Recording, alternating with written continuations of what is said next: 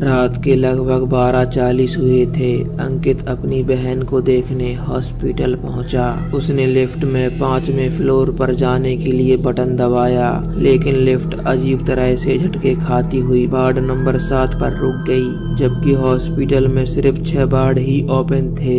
Ward number 7 कई सालों से बंद था और वह बंद ही रहता था। अंकित वार्ड नंबर 7 पर पहुंच गया। लिफ्ट का दरवाजा खुलते ही घना अंधेरा और पूरी तरह खाली गलियारा था। हवा में ठंड ऐसी थी जैसे किसी ने फ्रीजर का दरवाजा खोल रखा हो। एक कमरे से पीली लाइट बार बार झिलमिला रही थी, जैसे वह अंकित का ध्यान अपनी तरफ खींच रही हो। अंकित डरते हुए उस कमरे की ओर बढ़ा। भीतर एक पुराना बिस्तर था जिस पर कोई लेटा हुआ था। कमरा इतना शांत था कि उसे अपनी ही सांसें तेज तेज सुनाई दे रही थी। अचानक बिस्तर पर पड़े शरीर में हल्की सी हरकत हुई। अंकित वहीं रुक गया। फिर वो बिस्तर पर लेटा हुआ आदमी धीरे धीरे उठकर बैठ गया।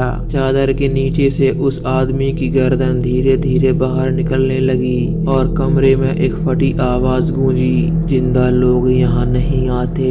अंकित के पैरों तले जमीन निकल गई। वह बाहर की ओर भागा, लेकिन जैसे ही उसने दहलीज पार की, कमरे के सारे दरवाजे धड़ाम से खुद ब खुद बंद हो गए, जैसे कोई उसे बाहर नहीं जाने देना चाहता हो।